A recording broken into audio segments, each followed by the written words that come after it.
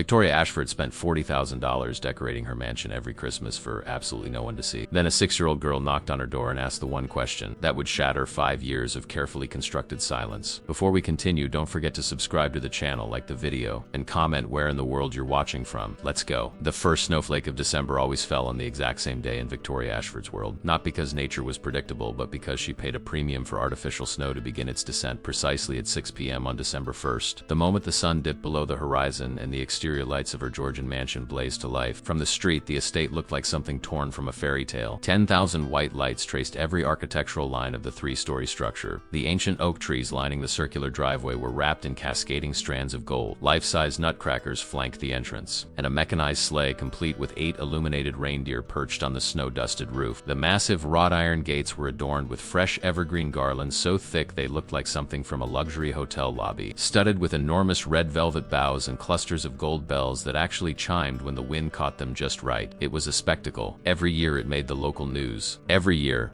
neighbors would slow their cars to a crawl, children pressing their faces against foggy windows to gawk at the display. Every year, tourists would add it to their holiday light tours, standing on the sidewalk with their phones raised, capturing the magic. And every year, Victoria Ashford stood alone in the vast marble entryway of her empty home, watching the lights twinkle through the floor, 2 ceiling windows, and felt absolutely nothing. She was 42 years old and the CEO of Ashford Industries, a multinational tech conglomerate her grandfather had founded, and she had tripled in size. She had been featured on the cover of Fortune magazine 3 times. She had a penthouse in Manhattan, a villa in Tuscany, and this 12,000 square foot mansion in Connecticut that she visited exactly 4 times a year: Thanksgiving, Christmas, New Year's, and the anniversary of the accident. The decorating company arrived like clockwork the day after Thanksgiving. They had a key. They had carte blanche. The instructions were simple and never changed. Make it look like a family lives here. Make it look like Christmas morning is something people in this house are excited about. Make it look like joy. Victoria never supervised. She was never there during the installation. She would leave for her Manhattan office and return 3 days later to a transformed home. This year she walked through the grand foyer and took in the familiar scene with the detached appreciation of an art critic at a gallery. The sweeping double staircase was wrapped in thick pine garland, each banister post topped with a red ribbon. The massive crystal chandelier had been adorned with delicate glass ornaments that caught and refracted the light into 1,000 tiny rainbows. In the center of the foyer stood a 14-foot Norwegian spruce, flocked to perfection, decorated in a sophisticated palette of silver, white, and champagne gold. Beneath it, carefully arranged presents wrapped in matching paper sat in artful clusters.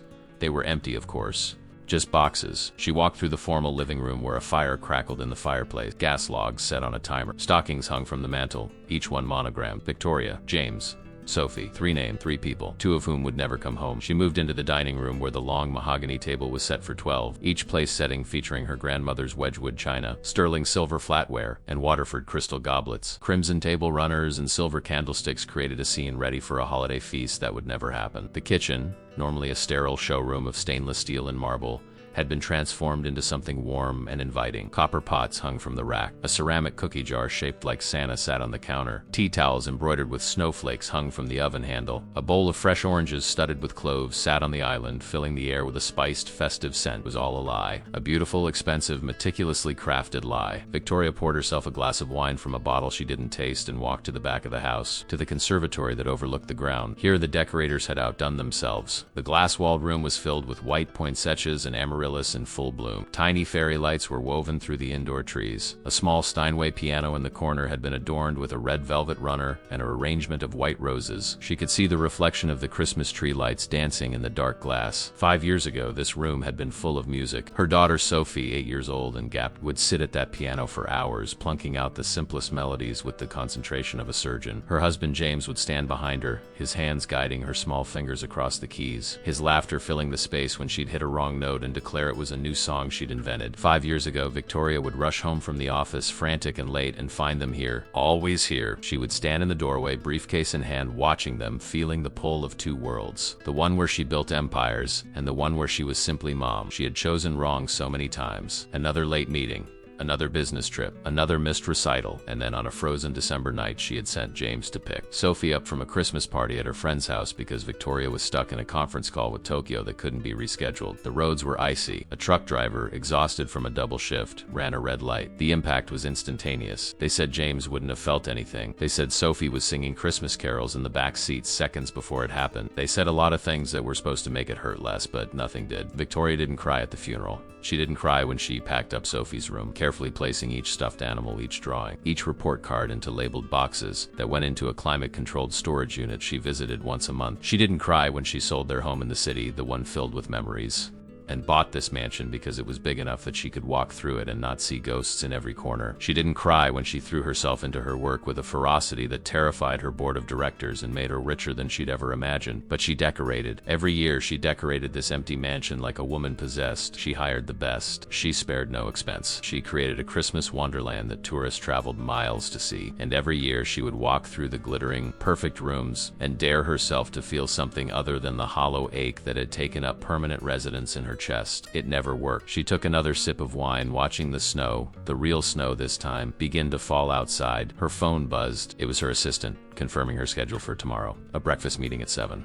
A board presentation at 9. Lunch with potential investors. An evening gala for a children's hospital charity. She was booked solid for the next 3 weeks. Straight through Christmas Day. Perfect. That was exactly how she wanted it. She didn't hear the doorbell at first. The house was too large and she was too far from the entrance. But when it rang a second time, longer and more insistent, she frowned. No one came to her door. The gate was locked. Deliveries were left at the guardhouse. She walked back through the house, her heels clicking on the marble, and checked the security screen by the door. The camera showed a man, maybe mid-30s, standing on her porch, looking uncertain and cold. He was dressed in a simple jacket and jeans, his hands shoved in his pockets. Beside him, holding his hand, was a little girl. She looked about 6 or 7, bundled in a puffy purple coat and a knit hat with a pom-pom. Victoria's first instinct was to ignore them. Her second was to call security. But something about the way the little girl was staring up at the decorations, her eyes wide with wonder, made Victoria pause. She opened the door just a crack, enough to speak through, but not enough to invite conversation. "Can I help you?" The man looked startled, as if he hadn't actually expected anyone to answer. He cleared his throat, his breath forming small clouds in the cold air. "I'm so sorry to bother you. I'm Ryan Cooper. We just moved into the neighborhood, my daughter Emma and I." He gestured to the little girl who was now staring directly at Victoria with the kind of unfiltered curiosity only children possessed. "We were driving home and Emma insisted we stop. She wanted to see your lights up close. I told her we shouldn't bother you, but she was very insistent." Victoria looked down at the child. Emma had released her father's hand and had taken a step closer, craning her neck to see past Victoria into the glowing interior of the house. "Wow," the little girl breathed. "It's like the North Pole. Do you have kids?" The question was so innocent, so casual, so completely devastating that Victoria felt the air leave her lungs. She gripped the edge of the door harder, her knuckles white. "No," she said, her voice flat. "No, I don't." Emma's face fell. "Oh, but then why do you have all the pretty lights and the big tree? Don't you need kids to have Christmas?" The words hit like a physical blow. Victoria opened her mouth to say something cutting, something that would send them away, but nothing came out, because the little girl was right. Why did she do this? Why did she spend a fortune creating a fantasy of a holiday she couldn't bear to celebrate? Why did she torture herself year after year with this elaborate charade? Ryan, sensing he'd made a terrible mistake, gently pulled Emma back. "We're sorry. We'll go." "Emma, say goodbye to the nice lady." But Emma wasn't done. She tilted her head, studying Victoria with the kind of perception that small children sometimes have. The ability to see straight through the armor adults wear. "Are you sad?" she asked. "Is that why you're crying?" Victoria's hand flew to her cheek. It came away wet. Victoria hadn't realized she was crying. She had become so practiced at holding everything in, at maintaining the ice-cold composure that had earned her the nickname the Iron Lady in boardrooms across the country, that tears had become a foreign concept. But here they were, hot and unwelcome on her cheeks, called forth by a 6-year-old girl's simple observation. She wiped them away quickly, roughly, as if she could erase the moment of weakness along with the moisture. "I'm fine," she said, her voice sharp enough to cut. "It's just cold. You should go." But Emma didn't move. She was looking at Victoria with those enormous eyes, filled not with pity but with something worse, understanding. "My mommy used to cry too," Emma said softly, "before she went to heaven. Daddy says it's okay to be sad sometimes. He says tears are just love that has nowhere to go." Ryan's face had gone pale. "Emma, sweetheart, we really need to leave this nice lady alone."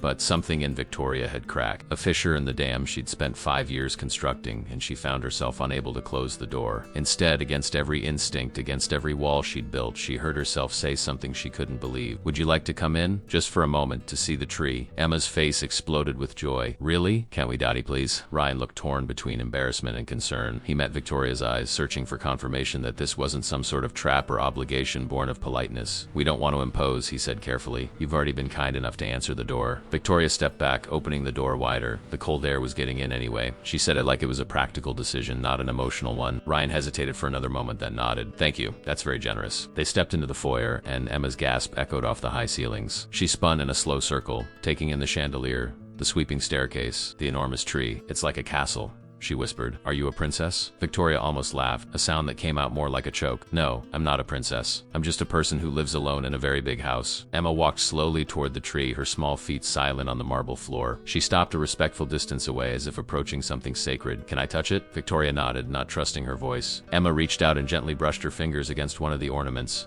A delicate silver snowflake. It's so pretty. We have a tree too, but it's small. It fits on our table. Daddy and I made the decorations out of paper. Ryan cleared his throat. We're still getting settled. It's been just the two of us for about a year now. My wife, Emma's mom, she passed away from cancer last December. The words hung in the air between them, heavy with a shared understanding that Victoria hadn't expected. She looked at Ryan properly for the first time, seeing past the initial impression of a stranger on her doorstep. He had kind eyes, tired eyes, the eyes of someone who knew what it was like to carry grief and keep moving anyway. His dark hair was slightly messy, as if he'd run his hands through it too many times. There was a weariness in the set of his shoulders, but also a gentle strength in the way he watched his daughter, as if she was the only thing tethering him to the earth. I'm sorry, Victoria said, and meant it. It's not easy. No, Ryan agreed quietly. It's not, but Emma makes it worth it. She's the reason I get up every morning. He paused, then added, we moved here for a fresh start.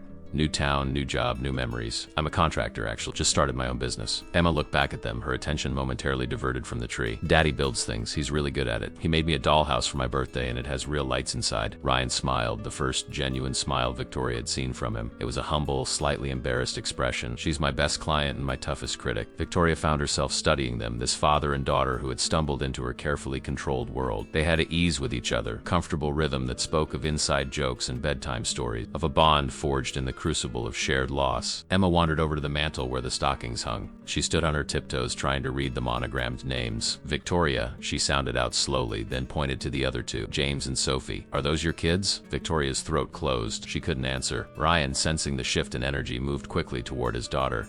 Emma, honey, remember what we talked about?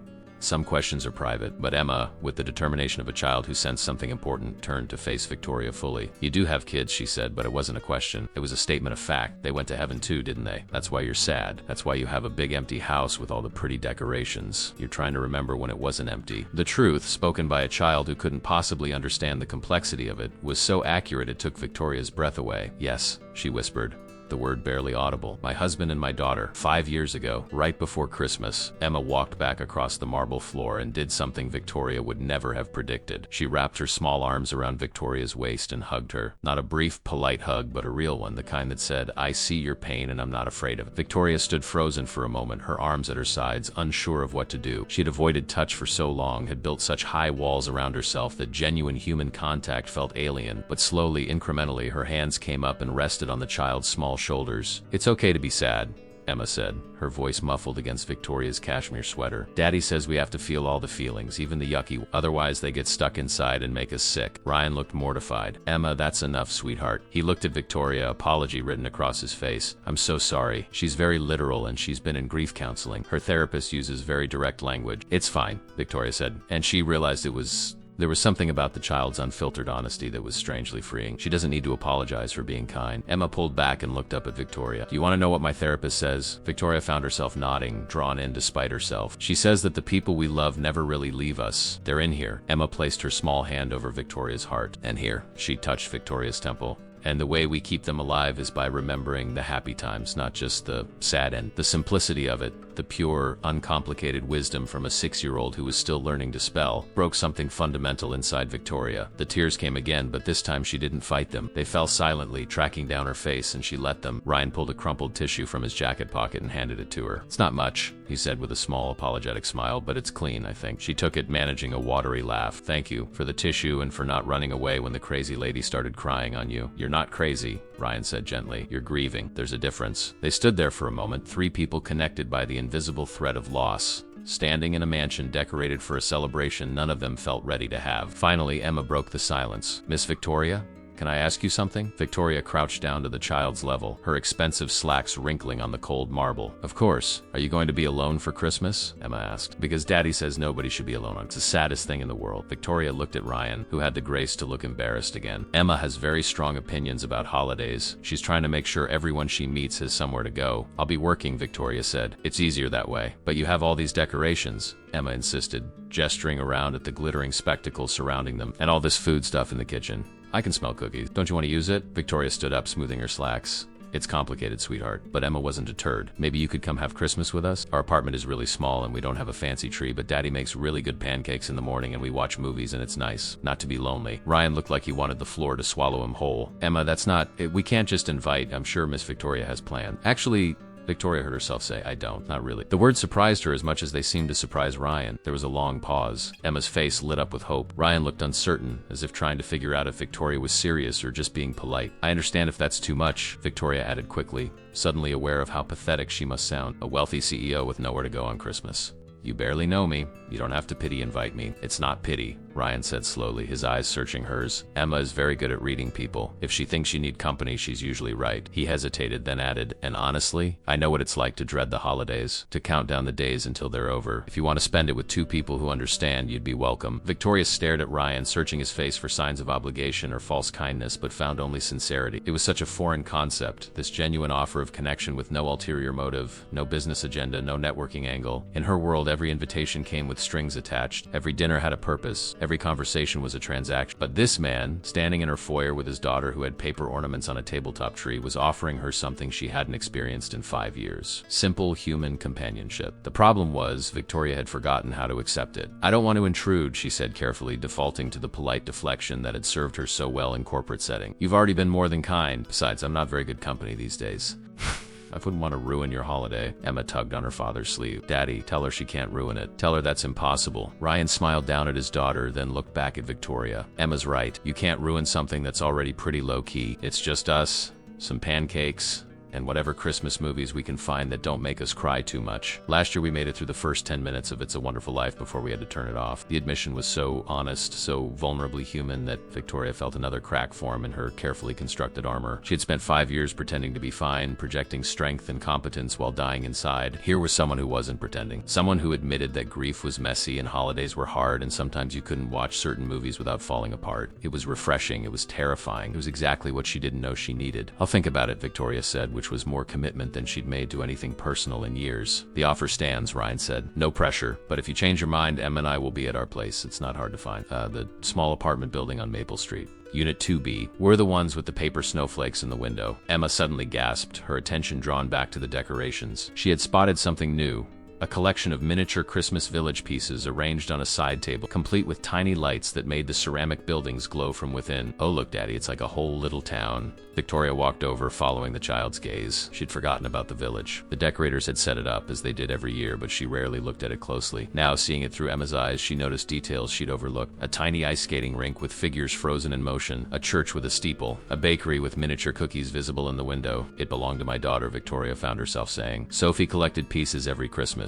We'd go to this little shop downtown and she'd spend an hour deciding which building to add to her village. Emma looked up at her with those wise, too old eyes. She had good taste. This is the best village I've ever seen. Do you still go to the shop? Victoria shook her head. No. I haven't been back. Emma nodded solemnly as if she understood perfectly. Daddy and I can't go to the beach anymore. That was Mommy's favorite place. It makes us too sad. But maybe one day we will, when it hurts less. Ryan placed a gentle hand on his daughter's shoulder. That's what Miss Laura says, right?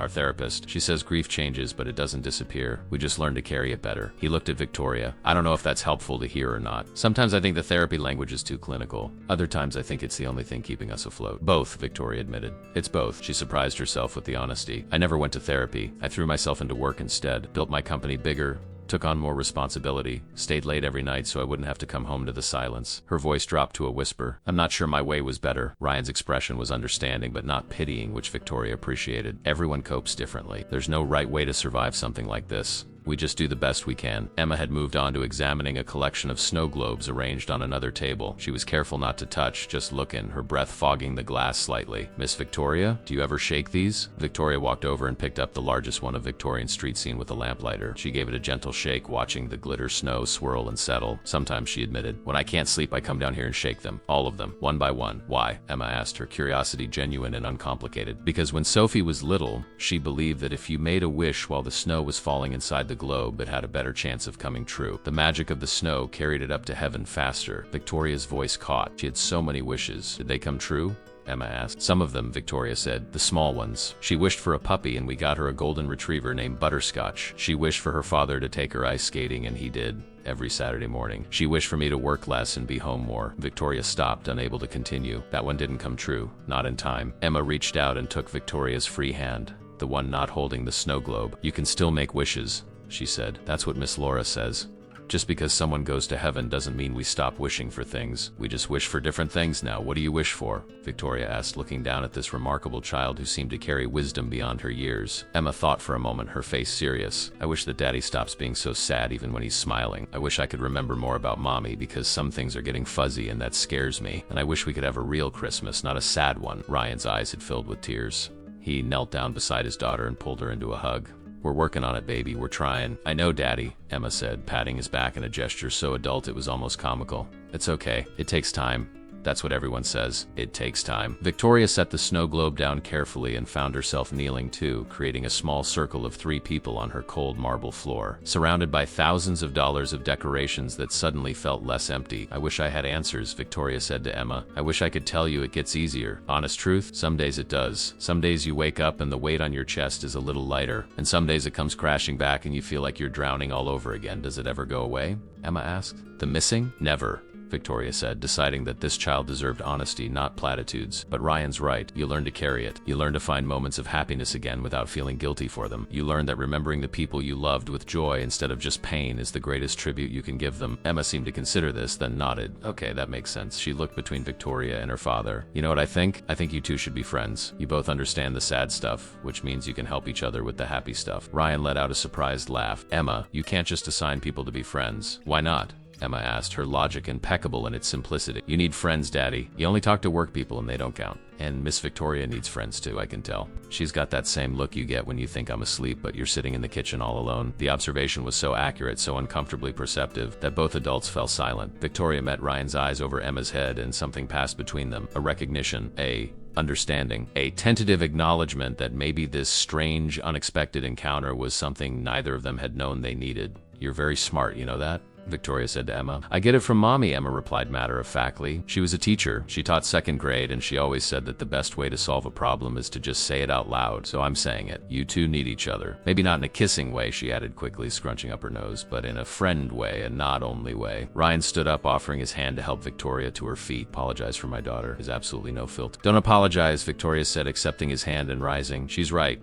I am lonely. I've been lonely for 5 years and I've been pretending I'm not. She looked at Emma. Thank you for saying it out loud. Sometimes the truth is the only thing that helps. They made their way back to the front door, the visit coming to its natural. Ryan bundled Emma back into her coat, adjusting her pom-pom hat. Thank you for letting us see your beautiful home, he said to Victoria, and for sharing your story with us. It means a lot. Emma threw her arms around Victoria's waist one more time, squeezing tight. See you on Christmas, she said confidently, as if it was already decided. Maybe, Victoria said, but even she could hear that the maybe sounded more like yes. She walked them to the door and stood on the threshold as they made their way down the steps to their old sedan parked at the curb. Emma turned and waved enthusiastically. Victoria waved back, a small gesture that felt monumental. As their taillights disappeared down the street, Victoria closed the door and leaned against it. The house was silent again, but it was a different silence now, less suffocating, less absolute. She walked back to the Christmas tree and picked up one of the empty presents beneath it. For 5 years, these had been props, meaningless boxes wrapped in expensive paper. But maybe, she thought, maybe this year they could hold something real. She carried the box to her study and pulled out a notepad. She began making a list. Not a business plan or a strategic initiative, but something far more important. A list of things a 6-year-old girl might like. A list of small ways to bring joy back into a world that had been dark for far too long. For the first time in 5 years, Victoria Ashford was planning a real Christmas. Victoria sat in her study until past midnight, staring at the list she'd made. It was pathetically short. Dolls, maybe? Books? Art supplies? She realized with a sinking feeling that she had no idea what 6-year-old girls liked anymore. When Sophie was that age, she'd been obsessed with dinosaurs in space, an unusual combination that had delighted Victoria endlessly. But every child was different, and she couldn't just project Sophie's interests onto Emma. That would be wrong. A shortcut through grief that wouldn't honor either girl. She closed her laptop and picked up her phone, scrolling through her contacts, pages and pages of names. Business associates, board members, investors, lawyers. Not a single friend, not really. There was no one she could call at midnight and ask for advice about buying a Christmas present for a child she barely knew. The realization was more depressing than she wanted to admit. She set the phone down and walked to the window. Her reflection stared back at her from the dark glass. A woman who looked older than 42, harder, lonelier. When had she become this person? When had success and survival replaced actually living? The next morning, Victoria did something she hadn't done in 5 years. She called her assistant, cleared her schedule for the afternoon. Catherine, her executive assistant of 15 years, was so shocked she actually dropped the phone. "I'm sorry, Miss Ashford, can you repeat that? You want me to cancel your meeting? All of them?" "Just the afternoon ones," Victoria clarified. "Reschedule them for next week. Tell them something came up. Something personal." There was a long pause on the other end of the line. Catherine was probably trying to remember if Victoria had ever used the word personal in a work context before. "Of course, Miss Ashford. May I ask if everything is all right?" "Everything is fine," Victoria said, and for once, it didn't feel like a complete lie. "I just need to take care of something." She dressed in jeans and a cashmere sweater, clothes she normally reserved for private plane flights or resort week. Casual wear felt strange, like putting on a costume. She drove herself, another rarity, leaving her town car and driver at home. She needed to do this alone to figure out who she was outside the armor of corporate power. Her first stop was a toy store in the center of town, a family-owned place that had been there for generations. She hadn't set foot inside in 5 years. The last time she'd been with James and Sophie buying supplies for a school project. The memory hit her as she pushed open the door, the familiar chime of bells announcing her arrival. Nothing had changed. The same wooden floors, the same cluttered shelves overflowing with toys, the same gentle chaos that came from a store organized by passion rather than efficiency. An elderly woman behind the counter looked up and smiled. "Welcome to Hartley's. Can I help you find something special today?" Victoria opened her mouth to say no, that she was just browsing, but the words that came out surprised her. "I need a gift for a 6-year-old girl, but I don't really know her very well. I want to get her something meaningful, not just expensive." The woman's smile widened. "Well, that's a wonderful place to start. Meaningful is always better than expensive. Tell me about her. What do you know?" Victoria thought about Emma. The purple coat, the pom-pom hat, the way she'd looked at the Christmas village with such wonder, the way she'd spoken about her mother with both sadness and love, the way she'd hugged Victoria without fear or hesitation. "She's brave," Victoria said slowly. "Kind. She's been through something terrible, but she still sees the good in people. She's wise beyond her years, but she's still a child. She loves her father very much. She makes paper decorations and she believes in wishes." The woman nodded thoughtfully, already moving through the store with purpose. She stopped in front of a shelf and pulled down a beautiful wooden kaleidoscope, hand-painted with stars and moons. "This is made by a local artist. Every turn creates a new pattern, a new world. For a child who believes in wishes and sees beauty in simple things." Victoria took it, feeling the weight of it in her hands. The smoothness of the painted wood. It was perfect. She loved it. But the woman wasn't done. She walked to another section and selected a leather-bound journal with blank pages, the cover embossed with a tree whose branches reached toward an embossed sky full of stars. "It's for her wise thoughts," the woman said. "Every child who's been through something hard needs a place to put their feelings. Words, drawing, whatever helps." And finally she picked up a delicate snow globe, smaller than the ones in Victoria's collection, with a simple scene inside. A father and daughter holding hands under a starlit sky. "Because sometimes," the woman said gently, "the best gifts are the ones that reflect what we see in people, what we hope for them." Victoria's throat tightened. "How much do I owe you?" The woman rang up the items. But as Victoria reached for her credit card, the woman held up a hand. "Wait, there's one more thing." She disappeared into a back room and returned with a wooden box, old and worn. Inside, wrapped in tissue paper, was a set of handmade ornaments, glass spheres, each one containing a tiny scene: a house, a tree, a snowman, a star. "These belong to my daughter," the woman said quietly. "She passed away 10 years ago. Cancer. She was 28. I've been holding on to these, not knowing what to do with them. I think they're meant for you." Victoria stared at the ornaments, each one catching the light, each one a tiny world of memory and love. "I can't take these. They're too precious." "That's exactly why you should take them," the woman insisted. "They're precious, but they're not meant to sit in a box in my back room. They're meant to be on someone's tree, bringing joy.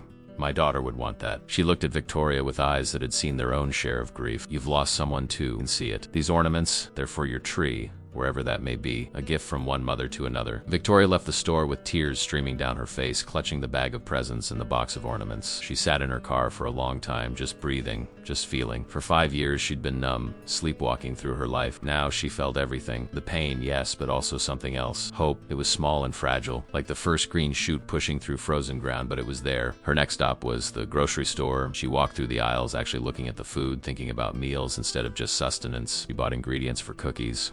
Sophie's favorite recipe, the one with chocolate chips and a hint of orange zest. She bought hot chocolate mix and marshmallows. She bought ingredients for a real Christmas dinner, even though she had no idea if she'd be cooking it for anyone but herself. As she loaded the bags into her car, her phone rang. It was her CFO, Marcus, his voice tight with barely controlled panic. "Victoria, thank God. We have a situation. The Singapore deal is falling apart. They want to renegotiate terms and they want you on a call in 2 hours. Can you get back to the office?" Victoria looked at the grocery bags, at the toys and ornaments sitting in her passenger seat. 5 years ago, she would have dropped everything. She would have raced back to the office, spent the next 72 hours on calls and conference rooms, sacrificed sleep and sanity to save the deal. That was who she had been. That was how she'd cope. But Emma's words echoed in her mind. You have all these decorations, all this food stuff. Don't you want to use it? And Ryan's quiet truth. Everyone copes differently. There's no right way to survive. We just do the best we can. Marcus, Victoria said calmly, I trust you to handle the initial call. Push back on their timeline. Tell them we'll meet next week, but we're not negotiating from a position of panic. If they want to walk away, let them. There was shocked silence on the other end. But this deal represents 18% of our projected Q1 revenue. If we lose it, we'll find something better, Victoria said. I'm not coming back to the office today, Marcus. Handle it. She hung up before he could respond. Her hands were shaking. She had just made a decision that would shock her board, that flew in the face of everything she'd built her reputation on. But for the first time in years, she felt like she was making the right choice. She drove to Maple Street, parking in front of the small apartment building with paper snowflakes in the windows. She hadn't called ahead. She had no plan. She just knew she needed to see them again to confirm that last night hadn't been some sort of grief-induced hallucination. She climbed the stairs to Unit 2B and knocked. There was a scramble of footsteps, and then Emma's face appeared as the door swung open. Miss Victoria, you came. Ryan appeared behind his daughter, dressed in work clothes dusted with sawdust, his hair even messier than yesterday. He looked surprised but genuinely pleased. Victoria was unexpected. I brought some things, Victoria said, holding up the bag from the toy store. For Emma, if that's okay. Ryan stepped aside, welcoming her in. Of course. Please come in. The apartment was tiny, maybe a tenth the size of Victoria's mansion, but it was warm and lived in and real. Children's drawings covered the refrigerator. A small artificial tree sat on a table by the window, exactly as Emma had described, decorated with paper ornaments and strings of popcorn. A worn couch faced a small television. There were dishes in the sink and toys scattered on the floor. It was beautiful. Emma was already digging into the bag, gasping with delight at each item. The kaleidoscope, the journal, the snow globe. She held them like treasures. These are the best presents ever, she breathed. Thank you, Miss Victoria. Thank you, thank you. Victoria knelt down. I'm glad you like them. I wanted you to have something special. Emma threw her arms around her again, and this time Victoria didn't hesitate. She hugged back, breathing in the scent of strawberry shampoo and childhood, and felt a piece of her broken heart begin to mend. Ryan made coffee while Emma showed Victoria every corner of their small apartment with the enthusiasm of a tour guide at a palace. This is where Daddy sleeps, she said, pointing to a pull-out couch in the living room. He lets me have the bedroom because he says princesses need their own castle, and this is my art corner where I make all my decorations. See? She gestured to a card table covered in construction paper, glue sticks, and safety scissors. I'm making snowflakes for all our neighbors so everyone can have a nice window. Victoria examined the snowflakes, each one unique, each one cut with painstaking care. They're beautiful, she said honestly. You have real talent, Emma beamed. Mommy taught me. She was really good at art. She could draw anything. Want to see? She ran to her bedroom and returned with a large envelope, carefully pulling out drawings that had been preserved in plastic sleeves. Victoria's breath caught as she looked at them. They were simple sketches, the kind a parent might do to entertain a child, but they were full of life and love. A girl riding a unicorn, a family of bears having a picnic, a garden full of impossible flowers. Sarah was always doodling, Ryan said quietly, handing Victoria a mug of coffee. She'd drawn napkins at restaurants on the backs of receipts on Emma's homework if Emma wasn't paying attention. We've saved everything we could find. Do you still have hard days?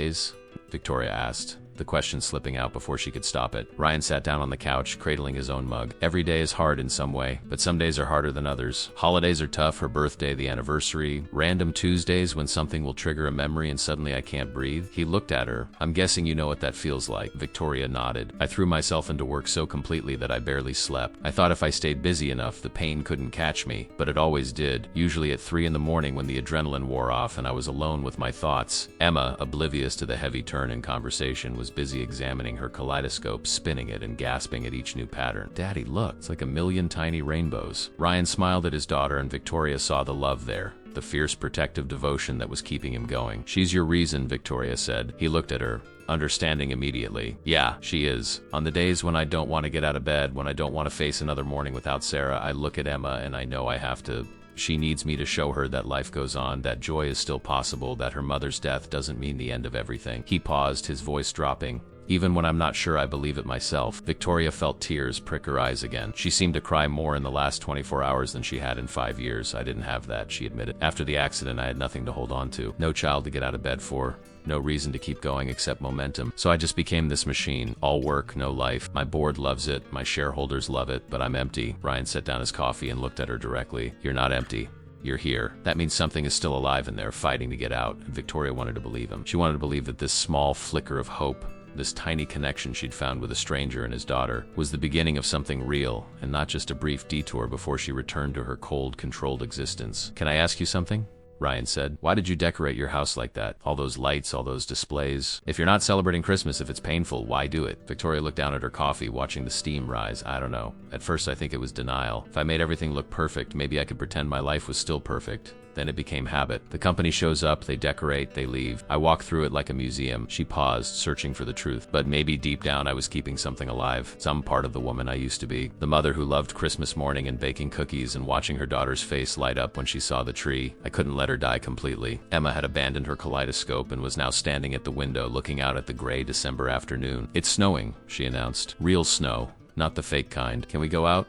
Please, Daddy. Ryan glanced at Victoria, question in his eyes. She answered before he could ask. I'd love to if you don't mind the company. Emma squealed with delight and ran to get her coat. 10 minutes later, the three of them were standing in the small park at the end of Maple Street, watching fat snowflakes drift down from a white sky. Emma was spinning in circles, her tongue out, trying to catch snowflakes. Victoria stood next to Ryan, their breath forming clouds in the cold air. This is nice, Ryan said, just existing in a moment without trying to fix anything or plan anything, just being. Victoria nodded. I'd forgotten what this felt like, to be present, to not be thinking about the next meeting or the next crisis, to just watch the snow fall. They stood in comfortable silence for a while, watching Emma play. She was making a snow angel now, carefully moving her arms and legs to create perfect wings. Look, Miss Victoria, Emma called out. I'm making an angel for Mommy and one for Sophie, so they can be friends in heaven. The simple, innocent gesture brought tears to both adults. Victoria walked over and knelt beside Emma. That's beautiful, sweetheart. I think they'd love that. Can you help me make more? Emma asked. We need a lot, because heaven is really big. Victoria looked back at Ryan, who nodded encouragingly. She lay down in the snow next to Emma, feeling the cold seep through her expensive cashmere, and moved her arms and legs. It had been decades since she'd made a snow angel. Sophie had never been interested. She'd preferred building snow forts and having snowball fights. Always active, always moving. The memory came without the usual stab of pain. Instead, it felt warm, bittersweet, but not unbearable. Ryan joined them, lying on Emma's other side, and soon there were 3 snow angels side by side. Emma stood up carefully and examined their work. Perfect, she declared. Now they have friends up there. Nobody should be lonely. Not even in heaven. They walked back to the apartment with wet clothes and red cheeks, laughing about nothing in particular. Ryan made hot chocolate while Emma changed into dry pajamas. Victoria found herself sitting at their small kitchen table, watching Ryan move around the tiny space with practiced ease. He knew where everything was, how to make do with limited counter space, how to create warmth in a place that had every reason to feel empty. I should probably go, Victoria said, though she made no move to stand. Let you guys get back to your evening. You should stay for dinner, Ryan said. It's nothing fancy. Just spaghetti and garlic bread, but there's plenty. Emma appeared in her unicorn pajamas, her damp hair sticking up in odd directions. Say yes, Miss Victoria, please. We never have company. Victoria looked at them, this little family that had somehow adopted her in the span of 24 hours, and felt something shift in her chest. The iron walls she'd built were crumbling, brick by brick, and instead of terrifying her, it felt like relief. Okay, she said.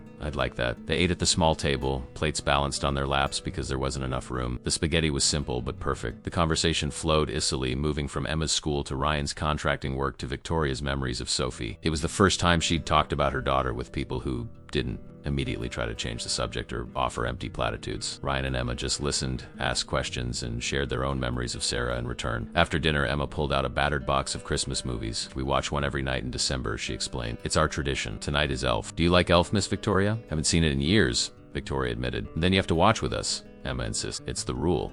If you're here during movie time, you have to watch. Ryan smiled apologetically. She's very serious about her rules. The 3 of them crowded onto the small couch, Emma in the middle, and watched the movie. Victoria found herself laughing at parts she'd forgotten, tearing up at others. At some point, Emma fell asleep, her head against Victoria's shoulder, her small body warm and trusting. Ryan noticed and smiled. She really likes you. She doesn't warm up to people easily, not since Sarah died. But with you, it's like she knows you understand. Victoria looked down at the sleeping child, her heart full of something she couldn't name. I think she's healing me as much as I might be helping her. Maybe that's how it works, Ryan said quietly. We heal each other. Nobody gets through this alone. When Emma was fully asleep, Ryan carefully lifted her and carried her to her bedroom. Victoria stood, gathering her coat, knowing it was time to leave. But as she moved toward the door, Ryan came back out and stopped her. Thank you, he said, for today, for the gifts, for being here, for letting us be part of your life. You have no idea how much it means. Victoria felt tears threaten again. I should be thanking you. Yesterday I was alone in that big empty house going through the motions. Today I made snow angels and watched Elf and felt like a human being again. You gave me that. They stood there in the small entryway, the space between them charged with something neither was quite ready to name. Finally, Victoria smiled. So, about Christmas. Is that invitation still open? Ryan's face lit up. Absolutely. Christmas morning, around 9? Bring your appetite.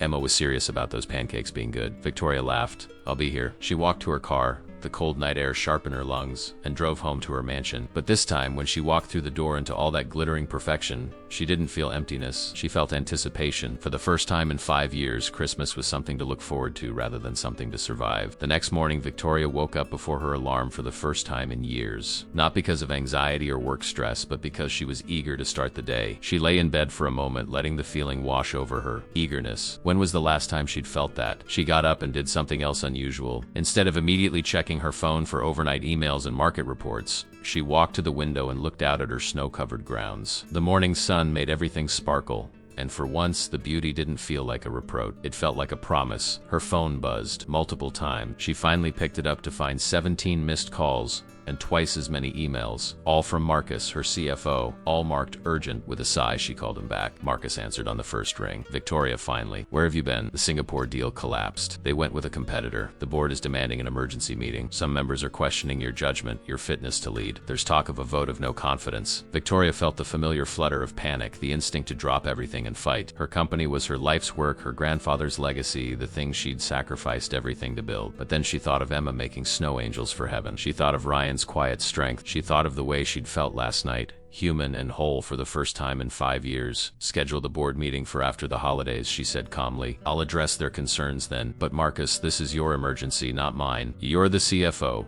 Handle it. But Victoria, Marcus sputtered, this is your company, your reputation. If they push for a vote, and if they do, then they do. Victoria interrupted. Marcus, I've given this company everything for 5 years. Every waking moment, every ounce of energy. And you know what? The company survived. It thrived, but I didn't. I barely existed. So if the board wants to punish me for finally choosing to live my life, then maybe I'm working for the wrong board. She hung up before he could respond. Her hands were shaking, but not from fear, from liberation. She spent the morning doing something she hadn't done in years. She baked Sophie's chocolate chip orange cookies, following the recipe from memory because the card was packed away in storage. She burned the first batch, forgot the orange zest in the second, but by the third try they were perfect. Golden brown, the chocolate chips still melty, the hint of orange just right. She packed them in a tin and drove to Maple Street.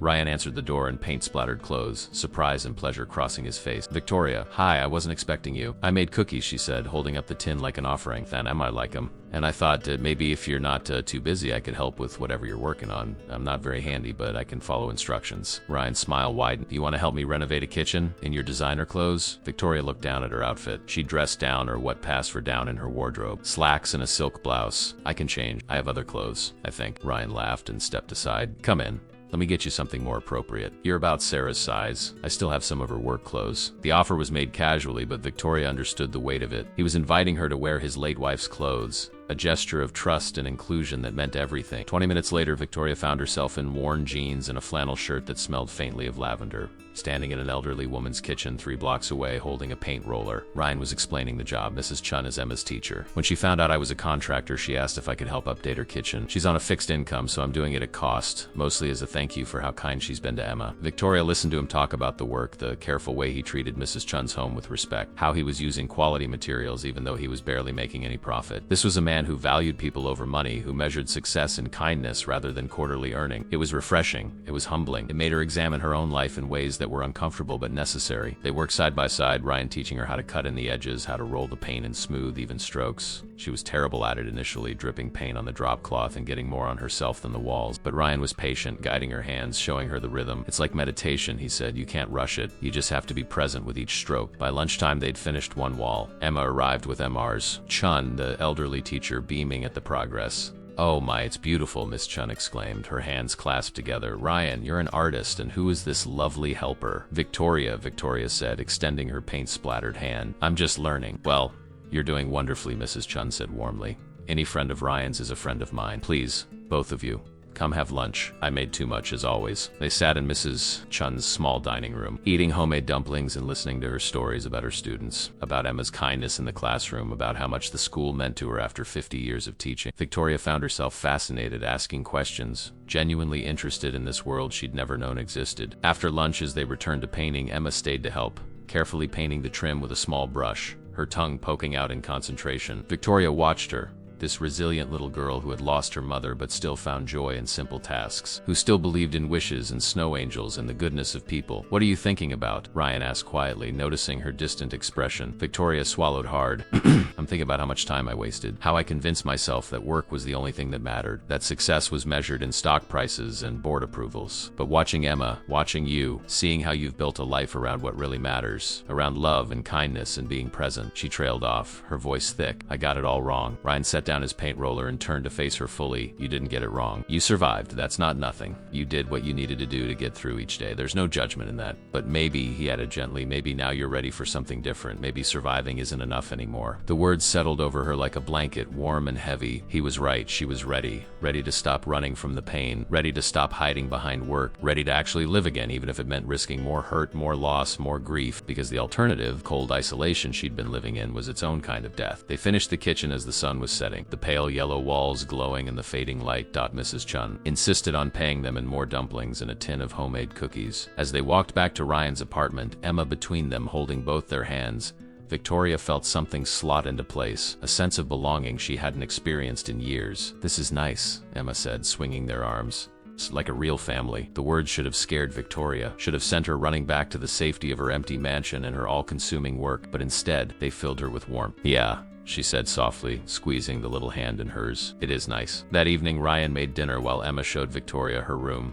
A small space made magical by a child's imagination. Paper chains hung from the ceiling. Drawings covered every available surface. A collection of stuffed animals sat arranged on the bed like an audience. And on the small desk by the window, the gifts Victoria had brought were displayed like treasures. The kaleidoscope, the journal, the snow globe. This is my favorite place in the whole world, Emma said. Even though it's small, it's mine. Mommy helped me pick out the purple paint before she got too sick to do stuff. Victoria knelt down to Emma's level. It's perfect. Your mom had excellent taste. Do you miss her a lot? Emma asked, the question coming out of nowhere. Victoria blinked, realizing Emma was asking about Sophie. Every day, Victoria admitted. Every single day. But talking to you and your dad about her, it makes the missing hurt a little less. Like she's still part of my life, just in a different way. Emma nodded solemnly. That's what Miss Laura says. The people we love become part of us. They live in here. She touched Victoria's chest right over her heart, and nobody can take that away. Not ever. The wisdom of it, coming from someone so young, made Victoria's eyes sting with tears. She pulled Emma into a hug, this child who was somehow healing wounds Victoria had thought were permanent. Thank you, she whispered, for reminding me how to feel again. They had dinner around the small table, pasta and salad and warm bread. The conversation flowed easily, punctuated by Emma's laughter and Ryan's gentle teasing. Victoria couldn't remember the last time a meal had felt this way. Not performative or transactional, but genuine. A sharing of space and time and self. After dinner, as Victoria was preparing to leave, Ryan walked her to the door. Emma had already gone to brush her teeth, leaving them alone in the small entryway. Today was good, Ryan said. Really good. Thank you for helping with Mrs. Chun's kitchen, and for just being here. Thank you for letting me, Victoria replied. For including me in your life, for not thinking I'm crazy for showing up unannounced. Ryan smiled. I don't think you're crazy. I think you're someone who's been alone for too long and is remembering what it's like to have people. There was a moment, a pause where they stood looking at each other, something unspoken hanging in the air between them. Victoria felt it.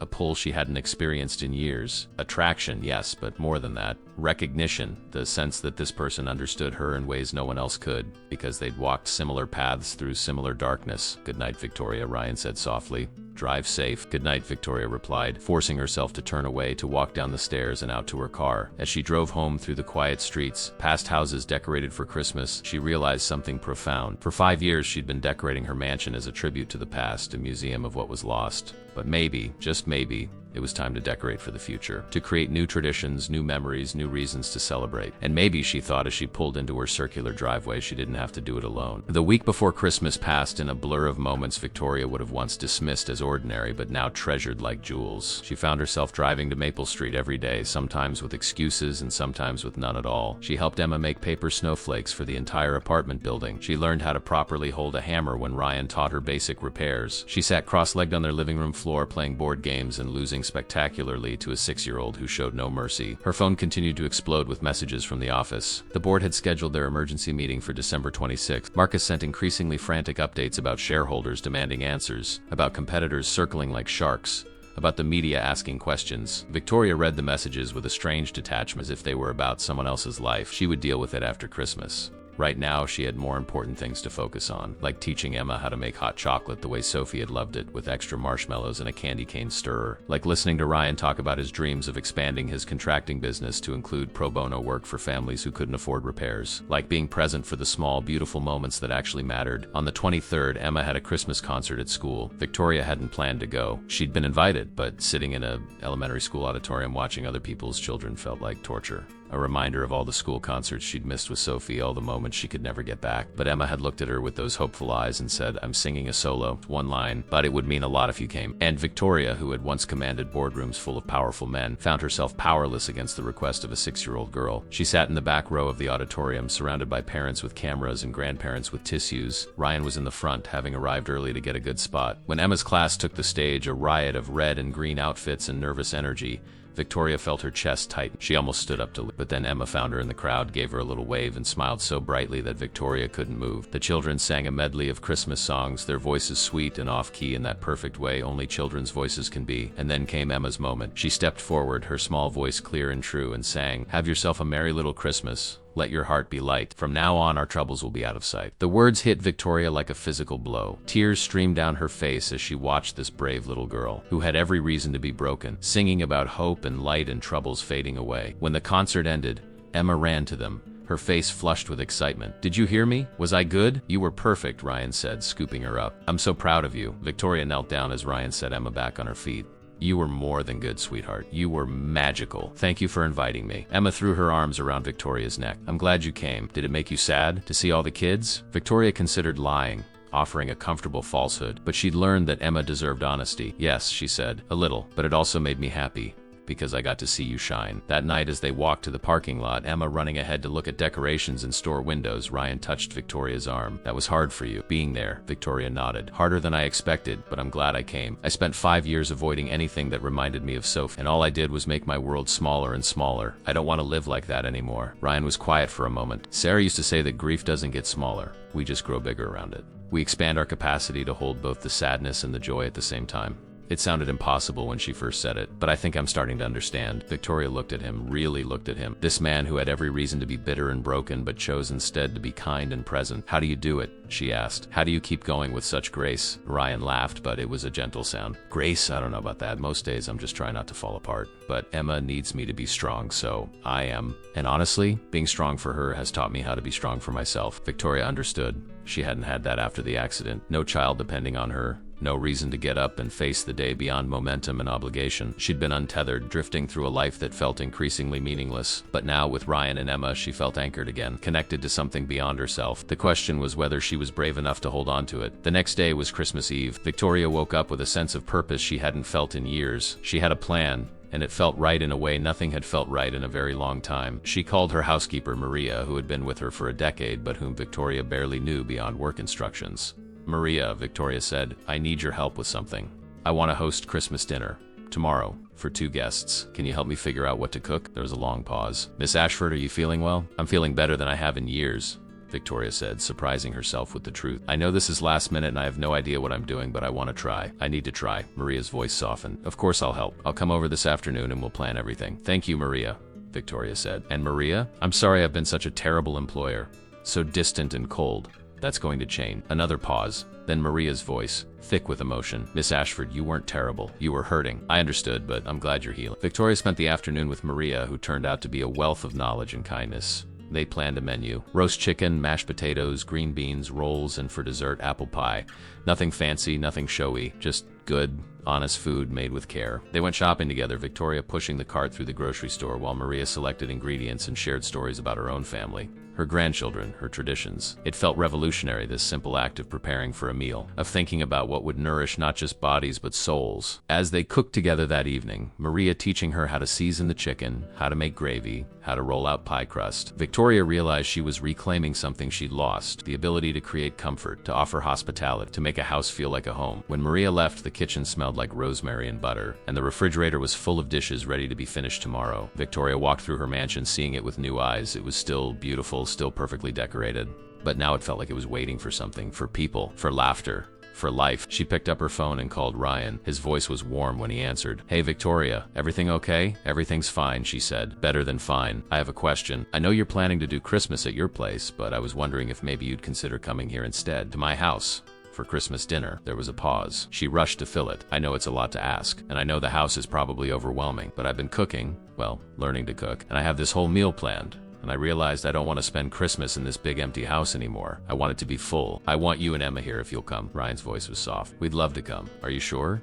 I'm sure, Victoria said, and she was. More sure than she'd been about anything in a long time. Good, Ryan said, and she could hear the smile in his voice. Emma's going to lose her mind when I tell her. She's been talking about your house nonstop. Fair warning, she's probably going to want to explore every room. Let her, Victoria said. Let her run wild. This house needs a child in it again. After they hung up, Victoria stood in her foyer, surrounded by thousands of lights and ornaments, and felt something she hadn't felt in 5 years. Pure, uncomplicated excitement about Christmas morning, about sharing her home, about the possibility of new traditions and new memories. She walked to the storage room and pulled out the boxes she'd packed away years ago. Sophie's stocking. The ornaments Sophie had made in school, lopsided and glue-stained and perfect. Christmas books they used to read together. She brought them all out, handling each item with reverence, and slowly began to integrate them into the existing decorations. Sophie's stocking joined the monogrammed ones on the mantle. Her handmade ornaments found places of honor on the tree. The books were arranged on the coffee table. It hurt, this reclamation of memory, but it was a good hurt, a necessary hurt. Sophie had existed. She had been real and loved and full of life. Hiding away every reminder hadn't protected Victoria from pain. It had only ensured that she was alone with it. As midnight approached, Victoria sat in the conservatory looking out at the snow-covered grounds and thought about the past week, how a single knock on her door had changed everything, how a little girl's question had broken through walls Victoria hadn't even realized she'd built, how a man with kind eyes and his own grief had shown her that surviving wasn't the same as living. Tomorrow was Christmas. For the first time in 5 years, Victoria wasn't dreading it. She was looking forward to it, to Ryan's smile and Emma's excitement and the meal she'd helped prepare with her own hands, to filling her home with warmth and laughter instead of silence and sorrow, to honoring the past while embracing the future. She picked up one of the snow globes, the Victorian street scene that Sophie had loved, and gave it a gentle shake. As the glitter snow swirled and settled, she made a wish, not for her pain to disappear or for time to reverse, but for the courage to keep opening her heart, to keep letting people in, to keep choosing life over mere existence. The wish felt powerful, felt true, and for the first time Victoria believed it might actually come true. Christmas morning arrived with fresh snow and crystalline sunlight. Victoria woke at dawn, not from habit or anxiety, but from anticipation. She dressed carefully, choosing a soft red sweater and comfortable pants. Not armor, not a costume, just clothes that felt like her, or like the person she was becoming. She checked the dining room one more time. The table was set for 3, the china gleaming, candles waiting to be lit. The kitchen was organized chaos, dishes ready to go into the oven at precisely the right times, thanks to Maria's detailed instructions taped to the refrigerator. At 8:30 the doorbell rang. Victoria's heart leaped as she rushed to answer it. Emma stood on the porch in a green velvet dress with white tights, bouncing on her toes with barely contained excitement. Ryan was behind her, holding a shopping bag and looking slightly overwhelmed by the grandeur of the mansion in full daylight. "Merry Christmas!" Emma shouted, launching herself at Victoria before the door was fully open. Victoria caught her, laughing, breathing in the scent of strawberry shampoo and child-sweet joy. "Merry Christmas, sweetheart. Come in, come in. It's freezing out there." Emma's eyes went wide as she stepped into the foyer. "It's even more beautiful in the daytime," she breathed. "It's like a fairy tale castle. Can I really explore?" "You can go anywhere you want," Victoria said, "except maybe not the basement. It's mostly storage and not very interesting. Everything else is fair game." Emma needed no further encouragement. She took off running, her footsteps echoing through the vast house, her voice calling out discoveries. A grand piano, a library with a sliding ladder, a window seat. Ryan watched her go with an amused smile, then turned to Victoria. "Sorry if she breaks anything priceless." "She won't," Victoria said with confidence she didn't entirely feel. "And if she does, it's just stuff." She paused. "That's something Things don't matter nearly as much as I thought they did." Ryan held out the shopping bag. "We brought a few things. Nothing fancy. Some wine, some cookies Emma decorated. And this." He pulled out a small wrapped packet. "It's from both of us." Victoria took the gift, her throat tight. "I have things for you too, but first let me show you around, give you the tour Emma's giving herself." They walked through the mansion together, Victoria pointing out rooms and their purposes, feeling slightly embarrassed by the excess. The formal living room she never used, the music room with instruments she didn't play, the study with leather-bound books she'd never read. "It's a lot of house for one person," Ryan observed, but his tone held no judgment, just truth. "It is," Victoria agreed. "I bought it thinking the space would make me feel less trapped by my grief, but it just made me feel more isolated until now." They found Emma in the conservatory, standing standing by the piano, her fingers hovering over the keys but not touching them. My mommy played piano, she said softly. I was learning, but after she died, I stopped. I was too sad to hear music. Victoria's heart clenched. She walked over and sat on the bench, patting the space beside her. Come sit with me. I'm not very good, but I remember a few simple songs. Would you like to hear one? Emma climbed up beside her and Victoria played a simple melody. Just a few notes, really. Nothing complex. It was a lullaby her own mother had played for her decades ago. The notes filled the glass room, soft and sweet. Emma listened, her eyes closed, swaying slightly. That's pretty, she whispered. Ryan leaned against the doorframe, watching them, his expression unreadable but intense. After a moment, Emma placed her small hands on the keys. Miss Victoria, will you teach me? Not today, because today is Christmas, but maybe sometime? I'd love that, Victoria said, meaning it. We can learn together. They spent the next hour exploring the house, Emma's enthusiasm infectious. She loved the library best, gasping at the floor-to-ceiling shelves, the rolling ladder, the window seat overlooking the grounds. Can I read here sometime, she asked. Anytime you want, Victoria promised. Consider it your reading room. Emma's face lit up like Victoria had just handed her the greatest gift in the world. By the time they made their way back downstairs, it was time to start preparing the meal. Ryan rolled up his sleeves. Put me to work. I'm an excellent sous chef. They worked together in the kitchen, Ryan mashing potatoes while Victoria basted the chicken, both of them occasionally consulting Maria's instructions. Emma sat at the kitchen island drawing pictures on paper Victoria had found, humming Christmas carols to herself. It was domestic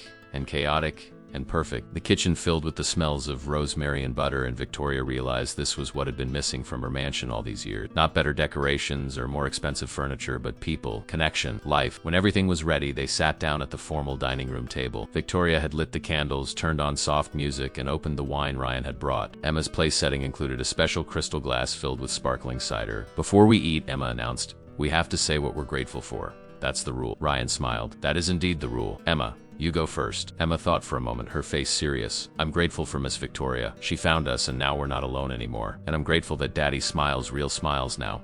Not just the pretend ones. Ryan's eyes glistened with unshed tears. I'm grateful for you, Princess, for being my reason to keep going. And I'm grateful for Victoria for opening her home and her heart to us, for reminding me that life can surprise you in the best ways. They both looked at Victoria expectantly. She took a breath, steadying herself. I'm grateful that you knocked on my door, she said, looking at Emma. I'm grateful that you saw me crying and weren't afraid to ask why. I'm grateful that you've shown me it's possible to hold grief and joy at the same time. She looked at Ryan. I'm grateful for your kindness, your patience, for letting me be part of your family even for just these few days. You've given me something I thought I'd lost forever. Hope. They ate slowly, savoring the food and the conversation. Emma chattered about school, about her friends, about her plans for the snow outside. Ryan asked Victoria about her work, and for the first time she talked about Ashford Industries not as a burden or an identity, but simply as a job. Something she did, not something she was. After dinner, they moved to the living room where the massive tree dominated the space. Emma gasped when she saw the presents underneath, far more than Victoria had mentioned. Those are all for us? Not all of them, Victoria said. Some are for you, some are for your dad, and this one is for someone very special. She pulled out a beautifully wrapped box and set it aside, but first,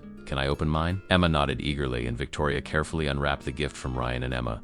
Inside was a hand-painted picture frame. Emma had decorated it with stars and snowflakes, and inside was a photograph. It showed the three of them in the park the day they'd made snow angels. Ryan had asked a passerby to take it, and Victoria hadn't known. In the photo, she was kneeling between Emma and Ryan, all three of them snow-covered and laughing. It's perfect, Victoria whispered, running her fingers over the frame. Thank you. It's so you remember, Emma said. Remember that you're not alone anymore. Victoria set the frame on the mantel right next to the stockings and then began distributing presents. For Emma, there were books and art supplies and a beautiful dollhouse that Ryan had to help assemble. For Ryan, quality tools he'd mentioned needing, a warm jacket, and a leather-bound notebook for sketching out design plans. Emma tore through her presents with gleeful abandon while Ryan opened his with care, clearly moved by Victoria's thoughtfulness. You didn't have to do all this, he said quietly. I wanted to, Victoria replied. I haven't bought presents for anyone in 5 years.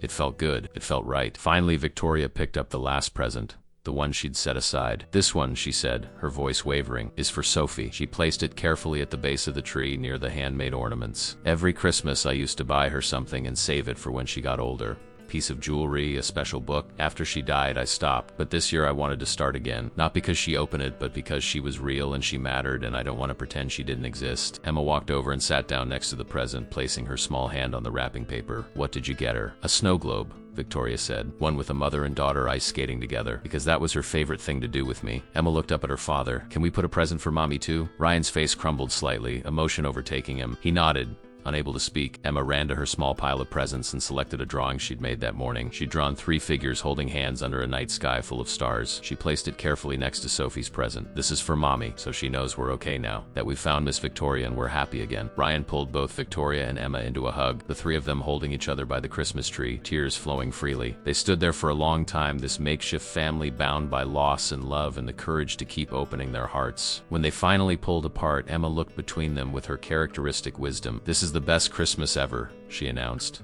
"Even with the sad parts, especially with the sad parts." They spent the rest of Christmas Day in a contented blur. Emma played with her dollhouse while Ryan and Victoria cleaned up the kitchen together, working in comfortable silence punctuated by soft conversation. As evening approached, snow began falling again, thick and soft, coating the world outside in fresh white. Emma pressed her face against the conservatory windows, watching the flakes drift down. "It's like the whole world is being tucked in for bedtime," she said, her voice drowsy. Victoria smiled, recognizing the poetry in the observation. "Beautiful, sweetheart. Did your mom used to say that?" Emma shook her head. "No, I just made it up, but Mommy would have liked it. She loved snow." Ryan came up behind his daughter, placing his hands on her shoulders. "I think someone is getting tired. We should probably head home soon." Emma turned, her face stricken. "Already? But it's still Christmas." "Technically," Victoria said, checking her watch, "it's Christmas for another 3 hours. What if you stayed a little longer? We could watch a movie, have some hot chocolate, if that's okay with your dad." Emma's eyes lit up with hope as she looked at Ryan. "Please, Daddy." Ryan met Victoria's gaze over his daughter's head, something unspoken passing between them, a question and an answer, an acknowledgement of what was growing between them, fragile and real. "Okay," he said softly. "We can stay a little longer." They settled in the media room, a space Victoria rarely used, with its oversized sectional and state-of-the-art screen. Emma chose the Polar Express, declaring it the perfect ending to Christmas Day. Halfway through the movie, she fell asleep, sprawled between Victoria and Ryan, her head on Victoria's lap, her feet in her father's.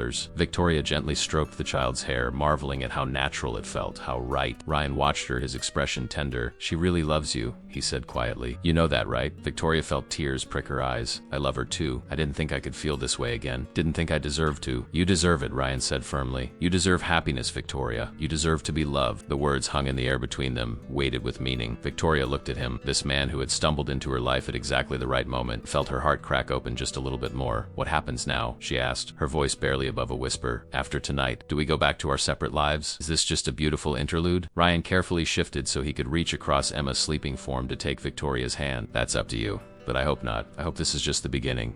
Emma needs you, I need you, and unless I'm completely misreading things, I think maybe you need us too." Victoria nodded, unable to speak past the emotion clogging her throat. When she finally found her voice, it was shaky but certain. "I do. I need you both. I don't want to go back to being alone." Ryan smiled, squeezing her hand. "Then we'll figure it out, together." They sat like that for the rest of the movie, connected by their sleeping child and their clasped hand, watching Tom Hanks' character discover the magic of belief. When the credits rolled, Ryan carefully lifted Emma, who barely stirred. "I should get her home and into her real bed," he said. Victoria walked them to the door, helping Emma into her coat while the little girl remained half asleep. At the threshold, Ryan turned back. "Thank you, Victoria, for today. For everything. For giving us the best Christmas we've had since Sarah died." "Thank you for giving me a reason to celebrate again," Victoria replied. She kissed Emma's forehead, then, on impulse, stood on her toes and kissed Ryan's cheek. "Drive safely. Call me when you get home." "I will," Ryan promised, his eyes warm. After they left, Victoria walked through her mansion, seeing the evidence of the day everywhere. Emma's drawings scattered on the kitchen island, the dishes in the sink, remnants of a meal shared, the presents under the tree opened and appreciated, the photograph on the mantel showing 3 people who were becoming a family. The house didn't feel empty anymore. It felt lived in. It felt like home. Victoria slept deeply that night, without the usual nightmares, without the crushing weight of grief that typically made sleep a battle. She woke on December 26th to 17 missed calls and an email from her assistant. The board meeting was in 3 hours. It was time to face the consequences of her choices. She dressed carefully, putting on her armor one last time, the tailored suit, the heels, the pulled back hair, but underneath she felt different, calmer, more grounded. Whatever happened in that boardroom, she would survive it. She had survived worse. When she walked into Ashford Industries headquarters, the atmosphere was tense. Employees avoided her eyes. Whispers followed her to the elevator. She'd been gone for weeks, essentially abandoning ship during a crisis. She understood their concern, their fear. In the boardroom, 12 faces looked at her with varying degrees of hostility, concern, and curiosity. Marcus sat at the far end, looking exhausted. The board chairman, Thomas Whitmore, a man who had been her grandfather's friend, cleared his throat. Victoria, thank you for joining us. We have serious concerns about your recent behavior and decisions. Victoria took her seat at the head of the table, folding her hands calmly. I understand. Please, share your concerns. Thomas consulted his notes. You walked away from the Singapore deal without a second thought. You've been unreachable for days at a time. You've delegated major decisions to subordinates without proper oversight. Shareholders are worried. The stock has dropped 4 points. There are questions about whether you're fit to continue leading this company. Victoria listened to it all, the litany of her failures as a CEO. When Thomas finished, she took a breath. Everything you've said is true. I did walk away from the Singapore deal. I have been less available, I've delegated more, and I'm not sorry for any of it. A murmur rippled through the room. Thomas frowned. Victoria, this company is your grandfather's legacy, your life's work. How can you be cavalier about its future? I'm not being cavalier, Victoria said, her voice steady. I'm being honest. For 5 years, I poured every ounce of myself into this company. I worked 18-hour days. I sacrificed my health, my relationships, any semblance of personal life, and yes, the company thrived. But I was dying inside. She looked around the table, meeting each person's eyes. My husband and daughter were killed in a car accident 5 years ago. I never took time to grieve. I never took time to heal. I just worked because work was the only thing that made sense in a world that had stopped making sense. But 2 weeks ago, something changed. I met people who reminded me that life is about more than quarterly earnings and stock prices. They reminded me that success means nothing if you're too broken to enjoy it. Marcus spoke up, his voice gentler than the others. Victoria, we understand you've been through trauma, but this company employs 3,000 people. They depend on your leadership. I know, Victoria said, and I haven't forgotten them, but I've learned something crucial. I'm a better leader when I'm a whole person. When I have a life outside these walls, when I have something to work for beyond just the next acquisition or the next board meeting. She leaned forward, her voice passionate. The Singapore deal fell apart because we were negotiating from a position of desperation. They smelled it on us and they tried to take advantage. By walking away, I showed them we don't need them as much as they need us. And guess what? They called Marcus yesterday wanting to reopen talks on our original terms. Thomas blinked. Is that true? Marcus nodded slowly. It is. I was going to mention it, but the meeting started with other concerns. Victoria continued. As for delegating, I've been grooming excellent executives for years and never trusting them to step up. Marcus handled that crisis brilliantly. Jennifer closed the Austin deal without any input from me. David restructured the operations division ahead of schedule. This company doesn't need me to micromanage every decision. It needs me to set the vision and trust my team to execute it. She paused, letting that sink in. I'm not abandoning this company. I'm committing to leading it sustainably in a way that honors both my grandfather's legacy and my own need to actually live my life. One of the board members, Patricia Chun, spoke up. What does that look like practically? Victoria had thought about this during her drive-in. It means I work normal hours. It means I take weekends off unless there's a genuine emergency. It means I delegate more and trust my team. It means I'm a CEO, not a martyr. And it means I'm going to establish better work-life balance policies for all our employees, starting with expanded parental leave and mental health resources. Because if I've learned anything, it's that we're all humans first and employees second. The room was silent. Thomas looked at his fellow board members, seemed to have a silent conversation with them, then turned back to Victoria. I knew your grandfather, he said quietly, and I knew your grandmother. She used to tell him the same thing, that a company without humanity is just a machine. He listened to her, built policies that put people first, and the company flourished because of it. You're more like him than you realize. Victoria felt emotion rise in her throat. So where does this leave us? Thomas smiled slightly. I think it leaves us with a CEO who's finally learned what your grandfather knew all along, that the best leaders are the ones who know they're human. There's no vote of no confidence, Victoria, but there is a request that you keep us better informed and that you actually take your vacation days going. Deal, Victoria said, relief flooding through her. After the meeting, as the board members filed out, Marcus hung back. I'm sorry I panicked, he said. I should have trusted you knew what you were doing. You were protecting the company, Victoria said. That's your job. But Marcus, I meant what I said. You've proven you can handle more responsibility. I'd like to discuss promoting you to coup, giving you more operational authority. Let me focus on strategy and vision while you handle day-to-day execution. Marcus's eyes widened. Victoria, are you serious? Completely serious, she said. You've earned it. Think about it. Talk to your family and let me know. She left the building feeling lighter than she had in years. She'd stood up for herself, set boundaries, and the world hadn't ended. The company would be fine. Better than fine, because now it would have a leader who was actually present, actually engaged instead of just going through the motions of survival. She drove straight to Maple Street, knocked on the door of Unit 2B, and when Ryan answered, she fell into his arms. It's over, she said. The meeting. I stood up for myself, for us, for the life I want to have. And Ryan asked, holding her close, and they supported me. They understood. I can actually do this, balance work and life, be a CEO and a person. Emma appeared, still in her pajamas, rubbing sleep from her eyes. Miss Victoria, you're here. Did you come for breakfast? Daddy's making pancakes. Actually, Victoria said, kneeling down to Emma's level, I came to ask you both something important. How would you feel about me being around a lot more? Not just visits, but really being part of your life. Emma's face split into a huge grin. Like a real family, Victoria confirmed, looking up at Ryan, who was watching them with tears in his eyes. If that's what you both want. Emma threw her arms around Victoria's neck. Yes, yes, yes. I wished for this. I made a wish in your snow globe and it came true. Over Emma's shoulder, Victoria met Ryan's gaze. He mouthed the words, I love you. She mouthed them back and felt the last of her walls crumble into dust. 1 year later, Victoria Ashford stood in her foyer on the evening of December 1st, watching the lights come on at precisely 6 o'clock, just as they always did. But everything else was different. The decorating company had still come, but this time Victoria had been there, directing them, adding her own touches. Sophie's handmade ornaments were integrated throughout, not hidden away. New stockings hung on the mantel now, 5 of them. Victoria, James, Sophie, Ryan, and Emma, the past and the present, honored side by side. In the kitchen, real cooking smells filled the air. Victoria was baking cookies with Emma, both of them covered in flour, laughing as they tried to keep Ryan from stealing chocolate chips. He'd moved in 6 months ago after a long conversation about taking things slow, about honoring their lost spouses, about making sure Emma was ready. The little girl had looked at them both and said, with her characteristic wisdom, I think Mommy and Sophie would want us to be happy. I think they'd like each other, and I think they'd want us to be a family. So they had become one, not erasing the past, but building on it. The small apartment on Maple Street had been converted into Ryan's office for his expanding business. He'd taken on 2 employees and had more work than he could handle. All word-of-mouth recommendations from satisfied client. He'd never advertised, never marketed. He just did good work with integrity, and people noticed. Victoria had helped him set up the business structure properly, not by taking over, but by connecting him with the right people, offering advice when asked and stepping back when not needed. It was a balance she was still learning.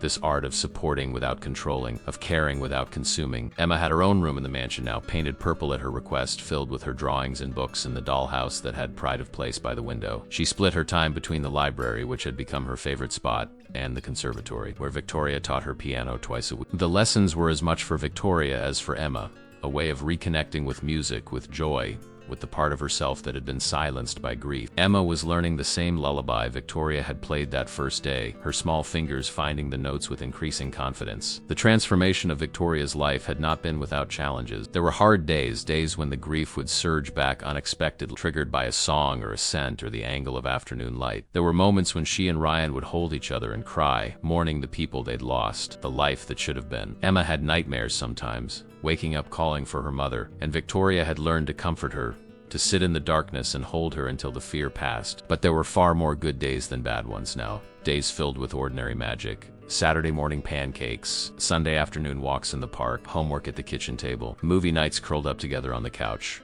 Emma's school plays and art shows, Ryan's successful project completions, Victoria's speeches at company events where she talked openly about work-life balance and the importance of mental health, becoming an unlikely advocate for corporate change. The board had not only accepted her new approach, but celebrated it. Stock prices had climbed higher than ever as employee satisfaction scores soared and retention rates improved. Other CEOs were calling to ask about her strategies, and Victoria found herself consulting with companies about building more humane workplace cultures. She'd discovered a new purpose, a way to honor her pain by preventing others from making the same mistakes, from sacrificing their lives on the altar of professional success. Maria, the housekeeper, had become a dear friend. She'd been the one who had stood up at Victoria and Ryan's small wedding ceremony in the conservatory last spring and read a poem about love being patient, about waiting for the right moment, about second chances. The wedding had been intimate, just 20 people, but every one of them meant something. Emma had been the flower girl, wearing a dress she'd helped design, scattering petals with solemn concentration. And on the altar alongside the traditional unity candle, they'd place photos of Sarah and James and Sophie, including them in the ceremony, acknowledging that this new love didn't erase the old, but honored it. Now, as Christmas approached again, Victoria felt none of the dread that had characterized the holiday for so many years. Instead, she felt excitement. They were hosting a proper Christmas party this year, inviting neighbors and friends and co. The mansion would be full of life and laughter, exactly as it should be. Mrs. Chun was coming, along with other teachers from Emma's school. Marcus and his family were coming. Even some of Ryan's crew would stop by. The house that had been a mausoleum was becoming a gathering place, a center of community and warmth. Emma raced into the foyer, breaking Victoria's reverie. Mom Victoria. She was still adjusting to the new title, sometimes forgetting, sometimes remembering. Victoria had told her to use whatever felt comfortable, that there was no rush, that Sophie would always be her first daughter and Emma her second, and both were equally loved. The snowman cookies are done. Can we take some to the neighbors like we planned? Of course, Victoria said, kneeling down to adjust Emma's flour-dusted hair. It's a wonderful idea. Should we make a whole cookie delivery route? Emma's face lit up. Yes. like Santa but with cookies instead of presents. Ryan appeared holding a tray of perfectly golden cookies. I've loaded up 3 tins. Who's ready for Operation Cookie Delivery? They bundled up in coats and scarves and set out into the neighborhood, knocking on doors, delivering cookies, spreading cheer. Victoria watched Emma at each house. This child who had been through so much loss but had somehow retained her ability to give, to connect, to love without fear. She was teaching Victoria daily what resilience really looked like. It wasn't pretending to be unbreakable. It was breaking and healing and breaking again and choosing to love anyway. At the last house on their route, an elderly man answered the door, someone Victoria had never met despite living in the neighborhood for years. She'd been too isolated, too consumed by work and grief to know her own neighbors. The man's eyes lit up when Emma offered him cookies. "Why, thank you, young lady. What a kind gesture. Are you new to the neighborhood?" "We live in the big house with all the lights," Emma explained proudly. "That's my mom, Victoria, and my dad, Ryan. We're a family." The man looked at Victoria with recognition. "You're the CEO, aren't you? The one who decorates every year. We've always wondered about you, why you'd create such beauty but never seem to enjoy it." "I do now," Victoria said simply. "It took me a while to learn how, but I do now." That evening, after Emma was in bed, Victoria and Ryan sat in the conservatory, the space that had witnessed so much of their healing. Snow was falling softly outside, and the Christmas lights made everything glow with warmth. "This time last year," Ryan said, "I was a single dad in a tiny apartment, trying to figure out how to give my daughter a Christmas that didn't feel empty." "And you were alone in this huge house," Victoria added, "surrounded by beauty but unable to feel any of it." "And then Emma knocked on your door," Ryan said, smiling at the memory, "because she couldn't resist your lights." "Best decision I ever let her make. Best decision I ever answered," Victoria said. She leaned her head on his shoulder, feeling the steady rhythm of his breathing, the solid comfort of his presence. "Do you think they know?" she asked softly. "Sarah and James and Sophie? Do you think they know we found each other?" Ryan was quiet for a moment, then said, "I think if love survives death, if it's really eternal like people say, then yes, they know, and they're glad we're not alone anymore." Victoria thought about that, about the people they'd lost and the people they'd become. She thought about Emma's snow angels for heaven, about the presents under the tree for those who couldn't open them, about the ways they'd learned to hold both grief and joy in the same moment. "I used to decorate this house for no one," she said, "as a memorial, a museum, a tribute to what was lost. Now I decorate it for us, for the life we're building, for the future we're creating, for Emma and the children she might have someday, for the grandchildren we might share, for all the Christmases still to come." "That's the difference," Ryan said. "You're not looking backward anymore, you're looking forward." Victoria stood and walked to the window, looking out at her illuminated mansion, at the neighborhood beyond, at the world that had once seemed so cold and empty but now felt full of possibility. She thought about that December night a year ago when a single dad and his daughter had knocked on her door, when a little girl had asked why she was crying, when something frozen inside her had finally begun to thaw. It had taken a child's innocent question to break through 5 years of carefully constructed walls. It had taken unexpected love to remind her that surviving wasn't the same as living, and it had taken the courage to risk her heart again to discover that healing wasn't about forgetting the past, but about making room for a future. Ryan came up behind her, wrapping his arms around her waist, resting his chin on her shoulder. "What are you thinking about?" "Everything," Victoria said. "How lost I was, how Emma found me, how you both saved me without even trying." "You saved yourself," Ryan said gently. "We just reminded you that you were worth saving." From upstairs they heard Emma's voice calling out in her sleep, a happy sound, not a nightmare. Victoria smiled. "Someone needs a blanket adjustment. I'll go," Ryan offered. "No," Victoria said. "Let me. I want to." She climbed the stairs to Emma's purple room, tucked the blankets around the sleeping child, kissed her forehead. "Sweet dreams, baby girl," she whispered. "Thank you for knocking on my door. Thank you for asking why I was crying. Thank you for being brave enough to love me." As she walked back downstairs to her husband, to the home that was finally full of life, to the Christmas that was finally real, Victoria felt something she hadn't felt in 5 years. Complete. Not because the pain was gone, it would never be fully gone, but because she'd learned to build a life big enough to hold both the sorrow and the joy, both the past and the future, both the people she'd lost and the people she'd found. The mansion was still decorated, the lights still sparkled, but now, finally, there was someone to see them. There was laughter in the halls, and love in the rooms, and hope in every corner. The CEO had decorated her mansion for no one every year until a single dad's daughter asked why she was crying. And in answering that question, in opening her door and her heart, Victoria Ashford had found her way home.